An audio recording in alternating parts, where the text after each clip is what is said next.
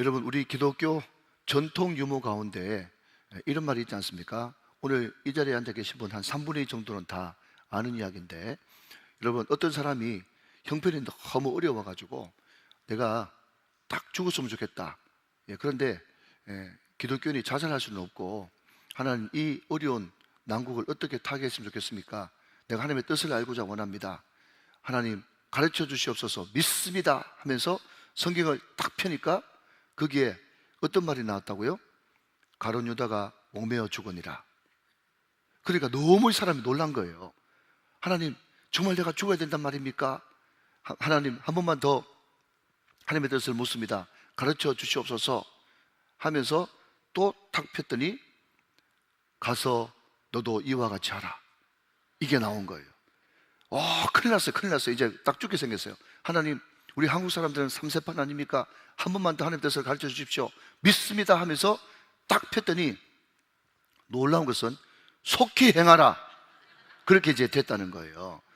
여러분, 제가 이 이야기를 할 때 항상 세트처럼, 동전의 양면처럼 나오는 말이 뭔가 하면, 여러분, 성경을 요절로 보면 요절난다 라는 말과 여러분, 일맥 계속해서 상통하는 말입니다. 다시 한번요, 항상 성경을 볼 때는 어떻게 보라고요? 문맥으로 봐야 된다, 문맥으로 봐야 된다 라는 것을 말씀하고 있다는 거죠. 자, 여러분, 오늘 우리가 읽은 이 누가복음 21장 말씀은요, 일명하여 이 감람산 설교라고 이렇게 이야기합니다. 자, 여러분, 예루살렘의 성지 순례를 나중에 가시면 예루살렘에 산이 두 가지가 있습니다. 하나는 성전이 있는 성전산이 있고, 성전산 맞은편에 감람산이 있고, 그 중간의 골짜기를 기드론 골짜기다, 그렇게 이야기해요. 그러니까 여러분, 성경 지리를 제가 다음에 자료와 함께 다시 한번 할 테니까, 왜냐하면 성경 지리를 모르면 성경이 까막눈이에요. 그래서 예루살렘에 산이 두 개 있다. 하나는 성전산, 하나는 감람산. 그 중간에 있는 골짜기는 기드론 골짜기. 요거 정도는 꼭 알고 있어야 예루살렘을 파악할 수가 있는 거예요. 그 감람산 설교 중에 하나인데, 자, 여러분, 21장 5절 말씀을 한번 보시겠습니까? 5절 띄울 필요는 없고요. 그 위에 소제목을 보시면 성전이 무너뜨려질 것을 이르시다 라고 하면서 이 말세에 대한 그런 징조에 대해서 쭉 이야기를 합니다. 이 풀 버전은 마태복음 24장, 25장이 풀 버전이고, 누가복음이 축약 버전이 되는 겁니다. 자, 예수님께서 감람산에서 마지막 설교하시는데 말세에 이런 징조가 나타날 것이다.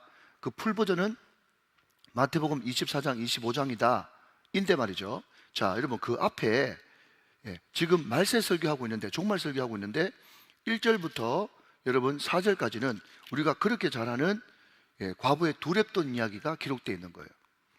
여러분, 제가 지난번에도 말씀드렸지만 여러분, 성경이 계속 이어져서 하고 있죠. 우리 어제 살펴봤던 뭐가요? 사개오 이야기하고 열무나 비유가 여러분 따로 두 세트가 아니라, 물론 따로따로 이렇게 설교할 수도 있겠지만, 여러분, 거기에는 아들됨과 성화됨 기억나십니까? 네, 그것이 연결되어 있는 것처럼 오늘 여기 있는 이 과부의 두렙돈 헌금 이야기, 이 이야기가 종말하고 여러분 떨어져 있는 이야기가 아니다라는 것입니다. 자, 여러분, 다시 돌아와서 무슨 이야기인가 하면, 여러분, 우리는 이 과부의 두렙돈 이야기를 하면서 헌금 많이 해라, 없으면 싹싹 끌고 털어서 헌금해라, 그 헌금 이야기, 헌금 설교하면서 여러분, 과잉된 헌금, 전부를 드리는 헌금과 연관시켜서 여러분 이야기를 하죠. 물론 여러분 그렇게 적용할 수도 있겠습니다만은, 그런데 오늘 이 과부의 두렙돈 이야기는요, 원래 본질은, 원래 이런 문맥상의 의미는 그런 것이 아닌 것입니다. 자, 여러분, 그러기 위해서는 여러분 문맥으로 봐야 되기 때문에 몇 절을 봐야 되는가 하면 20장 46절 47절 말씀을 한번 읽겠습니다. 20장 46절 47절. 긴 옷을 입고 다니는 것을 원하며 시장에서 문안받는 것과 회당의 높은 자리와 잔치의 윗자리를 좋아하는 서기관들을 삼가라. 47절 다 같이 읽습니다. 시작. 그들은 과부의 가산을 삼키며 외식으로 길게 기도하니 그들이 더 엄중한 심판을 받으리라 하시니라 그랬습니다. 자, 여러분, 오늘 이 과부의 두 랩돈 이야기가 말세와 무관하지 않다라고 이야기하는데, 여러분 말세는요 어떤 징조가 나타나는가 하면 종교 지도자들이 타락하는 거예요. 어느 정도 타락하는가 하면 자기는 손가락도 안 하면서 자기도 못하는 희생을 다른 사람한테 계속 희생시키는 겁니다. 자, 여러분 여기에 성전에 두 랩돈 이야기가 뭔가 하면, 여러분 원래 헤롯 대왕이 전통 유대인이 아니고 이둠의 에돔 출신이라는 거 좀 알고 계시죠, 그죠? 그런데 그 헤롯 대왕이 유대인들의 마음을 얻고 싶어가지고 정치적으로 여러분 어마어마한 성전을 짓습니다. 예배당을 짓는단 말이죠. 그것을 우리는 헤롯 성전이라고 이야기하는데, 학자들에 의하면 어느 정도 땅 크기가 컸는가 하면 예루살렘의 4분의 1 정도 되는, 아무튼 여러분 솔로몬의 찬란했던 그 솔로몬 성전보다 2배 이상 예배당이 큰 그런 어마어마한 성전을 짓습니다. 그리고 그 돌과 돌 사이에 여러분 금을 넣어가지고, 요즘으로 말하면 뭐죠? 도금 비슷한 걸 넣어가지고 이제 멀리서 볼 때는 그냥 그 건물 자체가 그냥 번쩍번쩍 황금색이 드러나는 그런 어마무시한 그 헤롯 성전을 몇 년째 지었는가 하면 여러분 80년이 넘게 짓고 있었단 말이죠. 그러니까 지금 여러분 예수님이 이 당시에 그냥 주후로 하면 한 30년경 정도 되어지니까 한 3분의 2쯤 이제 완공돼 가는, 한참 성전 공사가 진행되어지는, 그러니까 여러분 요한복음에 보면 지금 헤롯 성전을 몇 년 동안 지었다고요? 46년 동안 짓는 것을 네가 어떻게 무너뜨리고 3일 만에 짓는다고 하느냐, 그 말씀 나오는 거 아시죠? 그러니까 46년쯤 지었던 그런 입장입니다. 그런데 여러분 헤롯이 무슨 재주로 그 성전 짓는 데 들어가는 그 어마어마한 재정을 확보할 수가 있겠어요? 그러니까 안 그래도 이렇게 저렇게 고달프고 로마 식민지 가운데 있고 또 힘든 가운데 있고 경제 사정도 안 좋은데 막 쥐어 짜가지고 이제 성전을 짓는 겁니다. 그래서 여러분 우리 교회도 그래서 자유롭지 못합니다만은, 여러분 다른 어떤 교회 가보면 이 감상금 종류의 봉투를 막 수십 개 만들어 가지고 뭐 생일 감상금, 결혼 감상금, 헌금 종류를 여러 가지를 만들어 가지고 어떻게 하든지 성도들한테 헌금 많이 하게 하려고 하는 그런 교회도 있지 않습니까? 그런데 이 구절에 의하면 헤롯 성전을 짓는 거기에 헌금통을 종류대로 한 13가지 정도 갖다 놨다고 그래요. 13가지 정도. 이해되시죠? 무슨 말인지. 13가지 정도 갖다 놓고, 그때 당시만 해도 여러분 화폐, 돈 이런 것들이 발달하지 않고 그냥 재물 가져온다 그러면 소 가져오고 양 가져오고 염소 가져오고 그런 시절 아닙니까? 근데 그때 여러분 겨우 이제 데나리온, 드라크마, 렛돈 이런 이제 은화가, 그죠? 아니면 동전이 나오던 그런 시절인데, 그때 여러분 헤롯 성전에 앞에 있는 이 헌금함이 그냥 나팔 헌금이었어요. 나팔 헌금. 뭔가 하면 나팔처럼 이렇게 입구는 넓고 밑에 내려갈 때는 이렇게 이제 그 소위 말해서 절대로 손 넣어가지고 그 헌금을 못 빼내가도록 이렇게 굽이 이렇게 내려오게 만들어가지고. 근데 문제는 뭔가 하면 이제 동전을 거기에 이제 넣으면 뭐예요, 여러분? 소리가 나죠. 그러니까 헌금 많이 하면 우당탕탕탕탕 하는 소리가 나니까 사람들이 그냥 헌금을 많이 집어넣으면 다 보는 거예요. 헌금하러 왔다가도 옆에 우당탕탕 하는 소리 들리면 옆을 보면서 도대체 얼마나 헌금이 많았으면 저런 엄청난 소리가 날까, 그렇게 볼 수 있도록 그렇게 만들었단 말이죠. 근데 두 랩돈은 뭡니까? 틱 하면서 이제 내려가고 끝인 거예요. 자, 여러분 여기 랩돈이라고 하는 그 화폐 단위가 어느 정도 되는가 하면 그냥 참고로 들으십시오. 제가 조사를 해보니까 128분의 1 데나리온이에요. 데나리온이 한 사람 1당 아닙니까? 성인 남자의 하루 1당. 그런데 그 1당에 128분의 1 드라크마 내지는 데나리온입니다. 드라크마, 데나리온 다 똑같이 하루 1당입니다. 그러니까 우리로 말하자면 채 5,000원이 안 되는 한 3,000원 정도 되어지는 가치의 그런 돈밖에 안 된다는 거예요. 자, 여러분 그래서 제가 서두에 뭐라고 이야기했는가 하면 성경을 볼 때는 항상 문맥으로 봐야 된다라고 이야기했는데, 여러분 이 첫 번째 의미는 뭔가 하면 예수님이 이 과부가 헌금하는 것을 가만히 지켜보고 계시다가 우리 주님께서는 전지하시기 때문에 이 사람이 과부라는 것도 알고 있고 또 그 두 랩돈이 생활비 전부라는 것도 알고 있었습니다. 예수님의 전지하심도 이야기할 수 있겠죠. 그러나 그럼에도 불구하고 우리 주님이 여러분 자기의 생활비 전체를 다 넣는 것을 보면서 너무 기뻐하시면서 당장 그 둘의 돈 넣고 나면 그 뒤에 어떻게 될지도 모르겠는데 저 봐라 전부를 다 넣었다, 너희들도 전부 다 넣어야 된다, 이렇게 이야기하실 분이 아니라는 거예요. 차라리 여러분 그 둘의 돈 넣는 것을 보면서 탄식하는 거예요. 뭘 탄식합니까? 지금 이 고아, 가부, 힘든 사람들은 자기 생활비 전체를 쥐어짜면서 넣는데 그 종교 지도자들, 서기관들, 대제사장들, 바리새인들, 서기관들 이런 사람들은 말이죠, 자기는 긴 옷 입고 기도 길게 하면서 외식하면서 또 시장에서 문 안 받는 거 좋아하면서 자기는 뭔가 거룩한 척하면서 자기는 손가락도 안 하는, 그리고 백성들 마음 사로잡으려고 하나님과 전혀 상관없는 이 어마어마한 그런 예배당 공사를 해가지고 쥐어짜고 있는, 그래서 과부의 두랩돈까지 안 넣으면 안 되도록 만들어버리는 이런 현실, 이것이 너무너무 안타까워 하시는 거예요. 그러니까 여러분 오늘 이 말씀은 과부가 두랩돈 전체 넣었다, 물론 이것도 여러분 개인적으로 적용할 수 있겠지만 문맥상으로 본다면 뭐죠? 그렇게 될 수밖에 없도록 만드는 그 정치 지도자들, 이것도 망조고 자기는 하나도 안 하면서 종교 지도자들이 너희들은 헌금해라 헌금해라 그러면서 과부의 가산을 삼킨다 라는 말 아까 읽어보셨죠? 20장 48절 말씀에 다시 한번 보세요. 여러분 과부의 가산을 삼키며, 여러분 20장 47절 말씀에 그렇게 되어 있지 않습니까? 자 여러분 저를 잠깐 보십시오. 여러분 우리가 누가복음에 보면 주님의 오심을 기다렸던 안나라고 하는 과부 있죠, 그죠? 그 과부가 몇 년 동안밖에 남편하고 못 살고 지금 나이가 80이 넘었는데 여러분 성전에서 지내지 않습니까? 성전에서 그 안나라는 사람이 성전에서 지냈거든요. 자 고개 좀 끄덕끄덕. 예.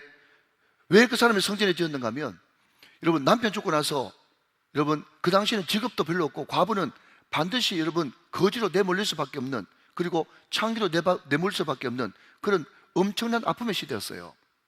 그때 여러분 어떻게 하든지 그 과부를 그냥 창기로 내몰리지 않고 좀 살 수 있는 방안이 없을까라고 했었을 때 과부가 예를 들어서 100만 원이 있든 200만 원이 있든 상관없이 그 재산을 다 성전에 바치고 성전 제사장들이 또 그 당시 리더들이, 종교 지도자들이 그 과부의 일평생을 책임지는 그런 법이 있었던 거예요.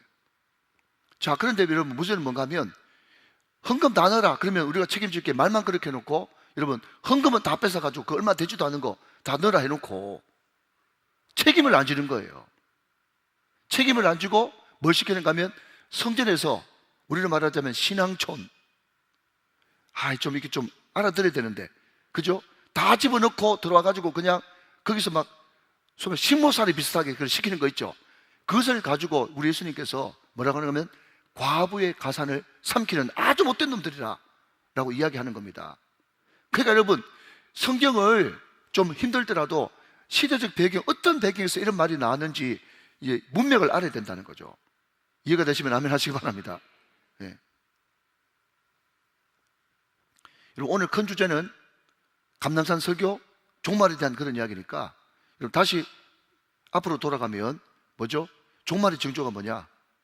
손가락 안 하고 말만 하고 자기는 하나도 안 지키고 여러분 뒤에서 과부 가산이나 삼켜먹는 그런 리더들이 여러분 정치 지도자나 종교 지도자로 있을 때 여러분 우리는 정말 슬픈 마음으로 깨어서 기도함이 필요하다라는 것입니다. 여러분 야고보서 1장 27절 말씀을 읽고 다음으로 넘어가도록 하겠습니다. 야고보서 1장 27절, 야고보서 1장 27절 같이 읽습니다. 시작. 하나님 아버지 앞에서 정결하고 더러움이 없는 경건은 곧 고아와 과부를 그 환난 중에서 돌보고 또 자기를 지켜 세속에 물들지 아니하는 것이니라. 자 여러분 보십시오. 좀 띄워놓으십시오. 자 여러분 여기에 하나님 앞에 정결하고 더러움이 없는 경건, 이게 뭔가 하면 말세 우리가 가져야 될 신앙 자세, 신앙 태도거든요. 여러분 우리가 진짜로 정결하고 주님께서 받을 만한 경건, 신앙은 어떤 거냐면 여러분 길게 기도하고 문안 받기 좋아하고 여러분 큰소리 떵떵 치고 그게 경건이 아니고 바깥으로 나타난 그게 경건이 아니고 진짜 경건, 진짜 신앙생활 잘하는 것은 어떤 것이 신앙생활 잘하는 거라고요? 고아와 과부를 그 환난 중에서 돌보고. 자, 여러분, 제가 이 구절을 왜 여러분에게 제시한지 아시겠죠? 여러분, 그 당시 종교 지도자들은 어떻게 했다고요? 얼마 되지 않는 그 과부의 가산을 삼키고 뒤에서 덩쳐먹는 아주 못된 놈들이란 말이죠. 그런데 진짜 경건은 그런 철렁철렁한 옷 안 입고 다녀도 고아와 과부를 그 환난 중에서 돌보고, 그 다음 뭐죠? 자기를 지켜 세속에 물들지 않고 거룩하고 정결하게 사는, 이것이 진짜 신앙생활이라고 말씀하고 있다는 거죠. 믿으시면 아멘 하시기 바랍니다. 네. 여러분, 성경은 성경으로 풀어야 되는 거예요. 자, 그리고 여러분, 한 걸음 더 나가서 이 제자들이 말세에 어떤 징조가 나타나겠습니까? 라고 이야기했더니 우리 주님께서 몇 가지를 이야기를 하시는데, 자, 여러분 몇 절을 보십니까? 자, 여러분 8절 말씀 보겠습니다. 오늘 보면 8절 말씀. 여러분 다 아는 이야기니까 다 안다고 생각하고 제가 큰 줄거리만 찾겠습니다. 시간이 한정되어 있기 때문에. 8절, 이르시되 미혹을 받지 않도록 주의하라. 많은 사람이 내 이름으로 와서 이르되 내가 그라 하며 때가 가까이 왔다 하겠으나 그들을 따르지 말라. 자, 여러분, 말세 징조 가운데 가장 첫 번째가 뭡니까? 재림의 수가 얼마나 많은지. 여러분, 우리나라에 재림의 수가 50명 넘는 거 알죠? 그러면서 자기가 재림의 수래요. 재림의 수. 그 미혹받지 마라, 사람 따라가지 마라, 그 이야기를 하면서 미혹을 주의하라, 그렇게 이야기를 한다는 겁니다. 만세가 되어지면 말이죠, 자기가 신인 것처럼 행세하는 그런 사람들이 너무너무 많으니까 그 사람들을 조심하고 미혹되지 마라, 그렇게 말씀하고 있다는 거죠. 자, 여러분 그냥 받아 적으셨나요? 자, 여러분 11절 말씀 이제 두 번째 봅니다. 말세의 징조 두 번째 11절 또 같이 한번 읽어보세요. 시작. 곳곳에 큰 지진과 기근과 전염병이 있겠고 또 무서운 일과 하늘로부터 큰 징조들이 있으리라 그랬습니다. 자, 여러분 두 번째 나타나는 징조는 전염병입니다. 자, 여러분 저를 한번 보실까요? 여러분 기억하실지 모르겠지만 제가 요엘서 설교할 때 요엘서 1장 3절이던가 거기 보니까 여러분 어떤 구절이 나옵니까? 황충이, 메뚜기, 너치, 팥중이, 기억나십니까? 예, 우리가 요 메뚜기 지나가면 괜찮겠니 했더니 팥중이, 너치 와가지고 그냥 싹 다 끌고 먹어버린다고. 그게 심판이라고, 그게 재앙이라고 이야기했죠. 예, 그러면서 그때 요엘 시대 때 여러분 여러 가지 징조들이 많이 보이는데 그 중에 하나가 뭔가 하면 그런 기근들, 그리고 그런 전염병들, 이런 거가 여러분 나타날 때는 우리가 그냥 옛날에 메르스, 사스, 또 코로나 다 지나갔어, 그렇게 하면서 그냥 지나가는 병이야, 괜찮아, 좀 지나가면 괜찮을 거야 라고 이야기하지 말고 자꾸 의학적으로 과학적으로 접근하지 말고 성경은 분명히 여러분 전염병을 심판의 하나님의 중요한 도구라고 말씀하셨으니까 깨어 기도해야 되는 것입니다. 여러분 민수기 25장에 가면 바알보을 사건 나오거든요. 그때 여러분 유대인들이 여러분 그 이방 여인들하고 음란한 죄를 지어가지고 그때 전염병이 돌아가지고 그때 24,000명 죽었다고 그러지 않습니까? 근데 그때 여러분 그 유대인들 가운데 창궐했던 그 전염병을 끊는 방법이 뭐였죠? 비느하스라고 하는 하나님의 의분 가진 사람이 나와가지고 유대인들하고 이방인들하고 통관하는 그 자리에 막 들어가가지고 창으로 그 두 놈 한 번에 여러분 찔러 죽이는 그런 하나님의 그 의로 심판하는 그것이 있을 때 여러분 전염병이 멈췄거든요. 여러분 또 사무엘상 24장에 다윗의 인구조사 합니까? 그 교만죄거든요. 그러니까 하나님께서 다윗을 사랑하신 거로 택해라 그렇게 이야기했습니다. 그때도 뭔가 하면은 전염병을 택했어요. 여러분 사무엘상 24장 읽어보십시오. 그때 몇 명 죽었는가 하면요 7만 명 죽었어요. 7만 명. 그런데 여러분 7만 명 죽었다는 것은 그 당시에 소위 말해서 천지개벽할 일이 벌어진 거예요. 그러나 그럼에도 불구하고 다윗이 철저하게 회개하고 여러분 주님 앞에 회개 제물을 드림으로 말미암아서 그 전염병을 끊을 수 있었다. 여러분 세상 사람들은 하나님을 알지 못하기 때문에 항상 무슨 병이 났다, 전염병이 돈다, 메르스가 돈다, 사스가 돈다, 코로나가 돈다 할 때 의학적으로 과학적으로 백신도 만들어야 되겠죠. 그렇지만 여러분 그것을 영적으로 접근할 수 있는 사람은 누구밖에 없습니까? 누구밖에 없어요. 나밖에 없고 우리밖에 없는 거예요. 그러니까 여러분 국가에 그런 전염병이 돌거나 기근이 돌거나 할 때 그냥 과학자들이나 의사들은 그냥 백신 만들으라 하고, 우리 교회는, 영적으로 해석할 수 있는 교회는 회개하고 그것을 끌어낼 수 있는 방법이 우리밖에 없는데, 우리 또한 계속해서 그것을 과학적으로 접근하면 어떡하란 말입니까? 사랑하는 여러분, 영적으로 진단하고 영적으로 끌어낼 수 있는 그런 영안이 활짝 열리는 여러분 되시기를 주님의 이름으로 축원합니다. 그것이 필요하다 말이죠. 자, 여러분, 말세 징조 또 한 가지가 몇 절입니까? 16절 말씀 보시죠. 16절 말씀. 자, 같이 한번 읽어봅니다. 시작. 심지어 부모와 형제와 친척과 벗이 너희를 넘겨주어 너희 중에 몇을 죽이게 하겠다. 무슨 말인가 하면, 여러분, 말세지 말이 되면 아버지가 아들을, 엄마가 딸을, 또 딸과 아들이 또 아버지 엄마를 고소하는 그런 일이 벌어질 것이다 라고 이야기합니다. 저는 여러분 어릴 때만 해도 이게 도대체 있을 법한 일이냐라고 생각을 했어요. 그런데 저하고 굉장히 가까운 사람, 그분이 이야기를 해주는데요, 참고로 말씀드리면 그 사람들이 예수 안 믿는 사람들 아닙니다. 다 교회 직분자들이에요. 그런데 참 희한한 것은, 어떻게 한 복음을 믿는데 그 복음을 믿으면서 한 사람은 우파가 되고 한 사람은 좌파가 돼가지고 추석 명절 때 여러분 정치 이야기를 절대로 꺼내면 안 되는데 정치 이야기를 꺼내가지고 거기서 여러분 멱살잡이하고 싸웠답니다. 우파 좌파 나눠져가지고. 그런데 여러분, 그 부인이 하는 말입니다. 만약에 어떤 법이 없고 감옥에 가는 게 아니면은 그때 두 동서끼리 싸우는 그 싸우는 정도가 잘못하면 사람 죽이겠더랍니다. 여러분, 마지막이 되어지면요, 예수의 자리에 누가 올라가는가 하면 이데올로기, 이념이 올라가는 거예요. 여러분, 그게 말세 징조인 겁니다. 그것도 모르고 여러분 예수 믿는다고 하면서 나는 좌파다 우파다 이런 이야기하는 자체가, 여러분, 우리는 오직 복음, 오직 예수입니다. 그래서 여러분 사도 바울은 뭐라고 이야기하는지 같이 한번 보실까요? 여러분, 고린도후서 10장 5절 말씀이에요. 고린도후서 10장 5절 말씀 같이 한번 보세요. 자, 여러분 꼭 기록 안 하셨다가 여러분 꼭 이것을 받아들여야 됩니다. 자, 같이 읽습니다. 시작. 하나님을 아는 것을 대적하여 높아진 것을 다 무너뜨리고 모든 생각을 사로잡아 그리스도에게 복종하게 해야 된단 말이죠. 사랑하는 여러분, 그리스도 외에, 예수 외에 거기에 어떤 이념도 들어갈 수가 없습니다. 그리스도 이상으로 높아진 모든 이념, 자기 가치관, 자기 교육관, 이것을 싹 사로잡아가지고 그리스도 앞에, 십자가 앞에 복종시켜야 되는 겁니다. 내가 아무리 이런 성향을 가지고 있다고 할지라도 말씀이 그렇지 않다 그러면 여러분 자기를 고쳐야 되는 거예요. 사랑하는 여러분, 우리 교회는 항상 주님만이 주인 되는 교회, 그 교회가 다 되시기를 주님의 이름으로 축원합니다. 축복합니다. 자, 여러분 25절 말씀 보십시오. 자, 25절 봅니다. 1월 성신에는 징조가 있겠고 땅에서는 민족들이 바다와 파도의 성난 소리로 인하여 혼란한 중에 공고하리라. 자, 여러분 26절 말씀을 읽겠습니다. 시작. 사람들이 이 세상에 임할 일을 생각하고 무서워함으로 기절하리니 이는 하늘의 권능들이 흔들리겠음이니라. 그렇게 이야기를 합니다.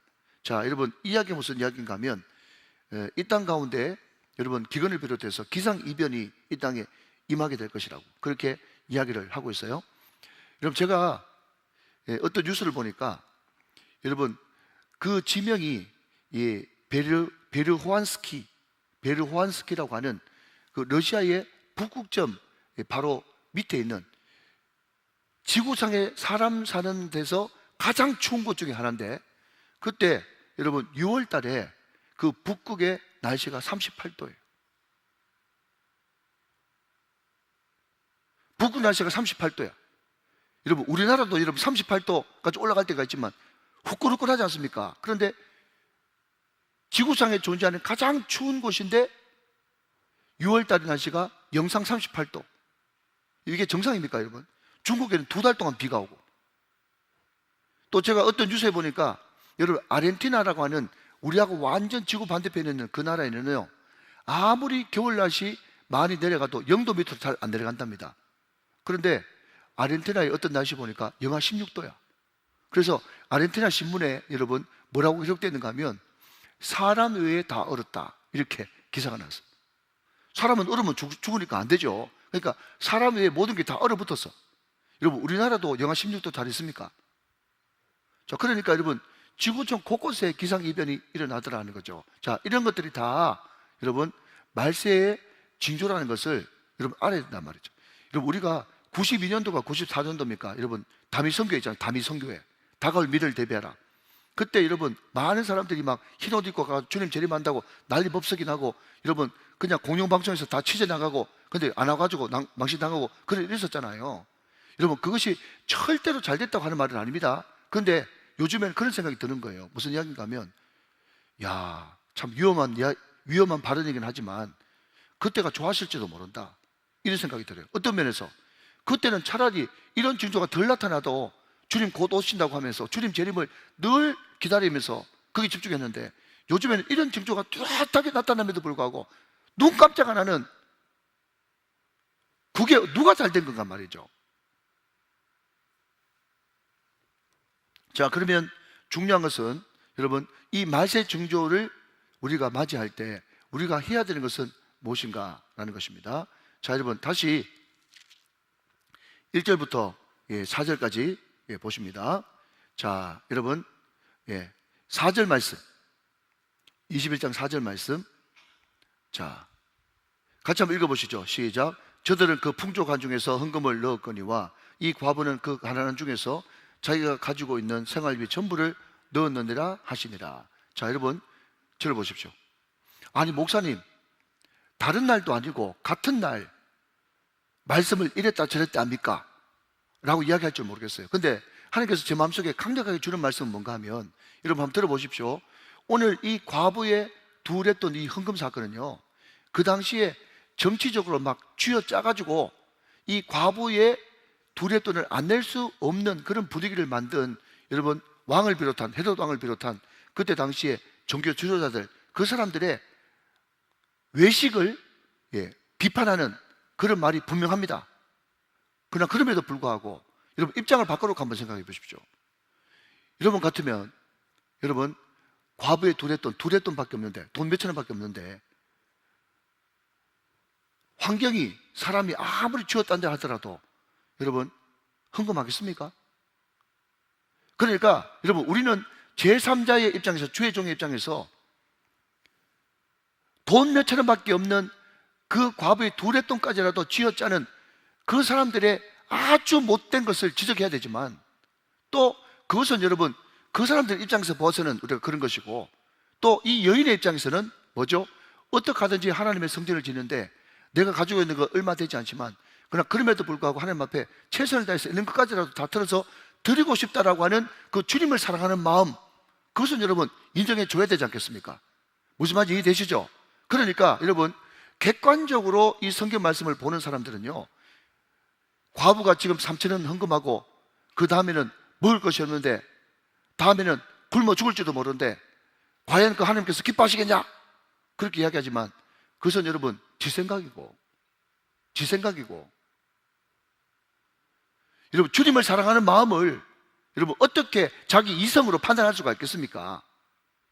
헷갈리지 마시기 바랍니다. 무슨 말인지 아시겠죠? 그러니까 여러분, 그거는 자기가 할 말이 아니지. 자, 여러분 제가 성경 한 구절 소개해 드립니다. 여러분 처음 보는 성경 구절일지도 모르겠어요. 자, 여러분 사무엘하 6장 13절 말씀 한번 보겠습니다. 사무엘하 6장 13절. 자, 앞을 한번 보시면서요. 사무엘하 6장 13절 말씀 좀 띄워주세요. 자, 여러분 보십시오. 제가 했습니다. 여호와의 궤를 맨 사람들이 6걸음을 감해 다윗이 소와 살찐 송아지로 제사를 드렸다. 여러분 저는요, 성경 보다가 내가 불교에서 삼보일배라는 말을 들어봤어도, 교회에서 다윗이 여러분 여호와의 임재를 상징하는 언약궤 들어오는데요, 얼마나 그 언약궤 들어오는 것이 기쁘고 감사했는지, 여러분 그 어마어마한 거리를 오는데 6걸음마다 그냥 절하는 정도가 아니고 소 잡았어요. 여러분 이 성경 처음 보죠? 여러분 제가 말씀드리고 싶은 것은 뭔가 하면, 여러분 이성이 반닥반닥 해가지고 말이죠. 그 과부의 두랩돈 드리는 거, 그거 드리지 마라. 안 드려도 된다. 네 먹고는 살아라. 이성적으로는 100번 1000번 맞는 말이에요. 근데 여러분, 옛날에 신구성이 하는 말이 네가 개맛을 알아?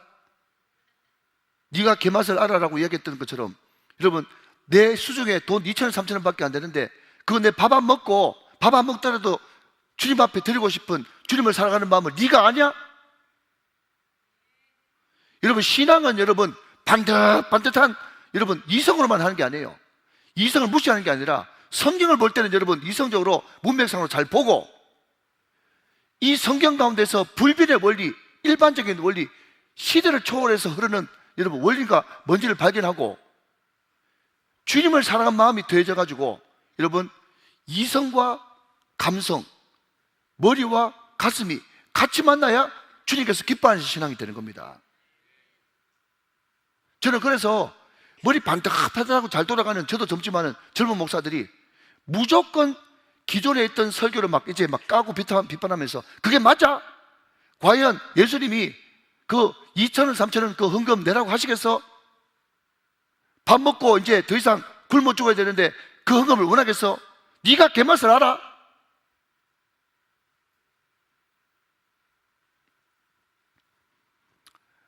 여러분, 제 모교회는요 1901년입니다. 100년 훨씬 지났어요. 120년이에요.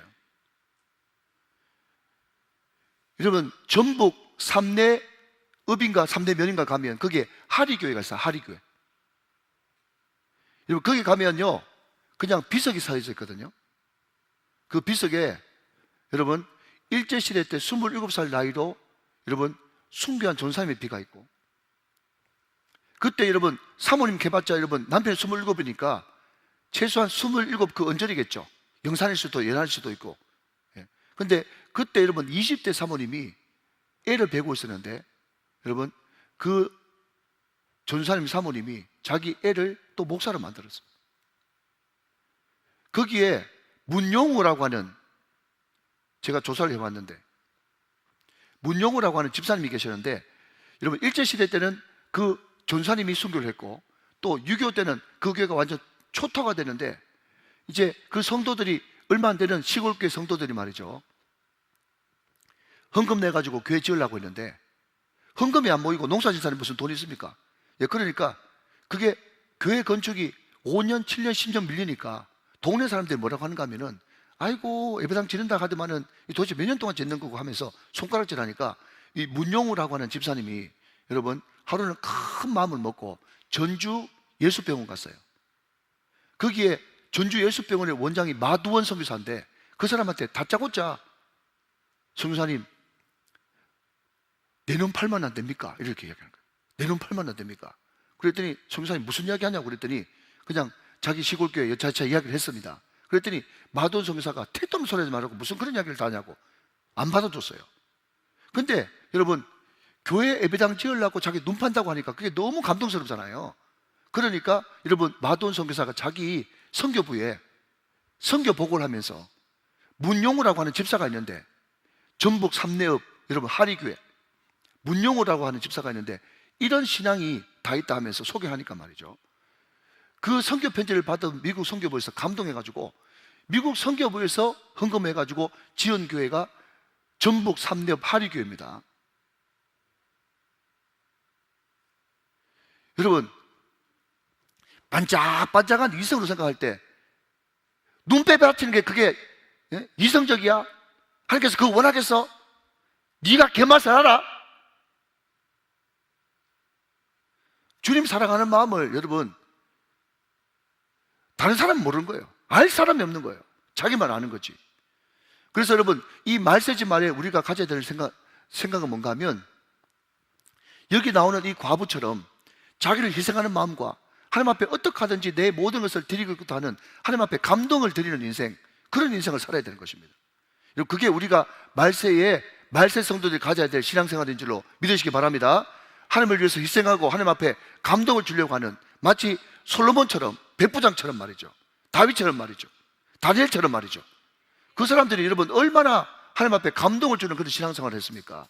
사랑하시는 여러분, 이 말세지 말에 희생을 감수하면서 하나님 앞에 감동을 드릴 수 있는 저와 여러분 다 되시기를 주님의 이름으로 축원합니다. 자, 마지막으로 여러분 37절 38절 읽고 말씀을 맺도록 하겠습니다. 자, 같이 한번 읽어보세요. 시작. 예수께서 낮에는 성전에서 가르치시고 밤에는 나가 감람원이라 하는 산에서 쉬시니 모든 백성이 그 말씀을 들으려고 이른 아침에 성전에 나아가더라 그랬습니다. 자, 여러분 보십시오. 예수님이 말세 설교, 종말 설교 했는데 여러분 그 다음 날 아무것도 안 하고 그냥 금식하면서 여러분 하얀 옷 입고 주님 오시기만을 기다렸습니까? 아니에요. 우리가 말세를 사는 종말 성도로서 해야 될 일이 뭔가 하면요, 오늘 오시든 내일 오시든 상관없이 일상에 최선을 다하면서 그냥 사는 거예요. 이게 너무너무 중요하다는 것입니다. 자, 여러분 제가 1분만 더 이야기하고 이제 마치겠습니다. 무슨 이야기인가 하면, 여러분 제가 지난번 주일 오후 때 이 청주 서남교회 여러분 동영상 틀어드렸죠. 그때 여러분 저는 100번 200번 공감되는 말이 뭔가 하면, 목사님이 그런 이야기를 합니다. 마치 가나안 성도가, 가나안이, 저는 성도란 말을 붙이고 쓰는데, 가나안들이 자기가 무슨 교회에 큰 피해를 입은 것처럼 피해자 코스프레를 합니다. 물론 그 사람들이 여러분 다 사연은 다 다르겠지만은, 여러분 그러면 교회가 힘들고 어렵고, 우리 교회 같으면 여러분 건축하고 나서 이렇게 어려운데 그러면 교회 안 떠나고 교회 지킨 이 장로님들, 권사님들은 다 바보입니까?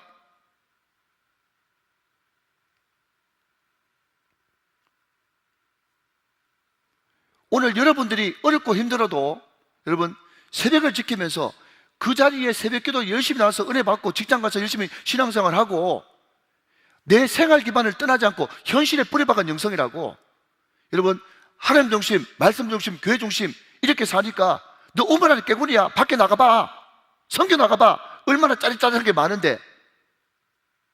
사랑하는 여러분, 성교도요 교회에서 열심히 하는 사람이 나가야 은혜가 되는 겁니다. 믿으시면 아멘. 뭔가 여러분 튀고 특별하고 여러분 그것을 신앙생활 잘하는 것을 착각하지 마십시오. 목사도 여러분 뭔가 뭐 대단한 무슨 것을 뒤집어 쓰고 하는 것이 아니라 말씀 한 절 한 절 잘 풀어주는 평범한 목사가 최고인 거예요. 동의하시기 바랍니다. 그러니까 여러분 이 말세지 말에 제발 튀려고 하지 말고 하나님 중심, 말씀 중심, 교회 중심, 예배, 기도, 선교. 여러분 우리가 수십 년 동안 수백 년 동안 내려왔던 이 하나님께서 함께 하시는 이 경건 생활에 여러분 집중해가지고 그 중심으로 신앙생활을 하는 사람 치고 주님 앞에 들림 못 받은 사람 한 명도 못 봤습니다. 사랑하는 여러분, 세상의 유행에 결부되지 말고 예수님과 결부되게 하시기를 주님의 이름으로 축원합니다. 여러분 선이 있습니다. 선을 1차선이라고 그러죠. 선을 1차선이라고 그래요. 그 선이 뭡니까? 점들이 무한대로 여러분 지켰는 것이 선입니다. 뭔가 하면 여러분 우리가 일상생활을 할 때 특별하지 않더라도 순간순간 말씀, 기도, 전도로 하나님께서 나한테 주신 그 잔잔한 감동에 순종하기 시작하면 그 순종들이 모여가지고 선이 되는 거예요. 근데 여러분 그 선에 그 순종이 계속 이어지면 그 다음 면이 되거든요. 면이 2차선 아닙니까? 그 면이 여러분 이어져 가지고 이웃을 바라보고 세상을 바라보면 이제 공간이 돼가지고 입체 3차원이 되거든요. 여러분 그 3차원의 신앙생활을 열심히 하다 보면 어느 순간에 하나님께서 하늘 문을 활짝 여시고 여러분 눈을 활짝 여심으로 말미암아서 하늘을 쳐다보게 되는데, 여러분 그 사람을 가지고 이 땅에 살지만 이 땅에 속하지 않고 하늘에 속한 4차원의 영성이라고 조영규 목사님이 4차원의 영성이라고 하는 책을 썼잖아요. 사랑하는 여러분, 일상에 충실하면서, 자 마지막으로 읽습니다. 자 여러분 36절 말씀 읽고 마치죠. 36절 시작. 이러므로 너희는 장차 올 이 모든 일을 능히 피하고 인자 앞에 서도록 항상 기도하며 깨어있어라. 아멘. 여러분 항상 기도하며 깨어있으면서 일상생활을 하다 보면 여러분 내 신앙이 순종으로 선이 되고 면이 되고 공간이 되고 여러분 하늘에 맞닿아 있는 4차원의 영성의 사람, 거꾸로 사는 삶, 높은 산이 거친 들이 초막이나 궁궐이나 내 주 예수 모신 곳이 그어지는 하늘나라. 항상 하늘을 경험하는 그런 영성의 사람이 될 줄로 믿습니다. 그 은혜가 여러분 가운데 충만하시기를 주님의 이름으로 축원합니다.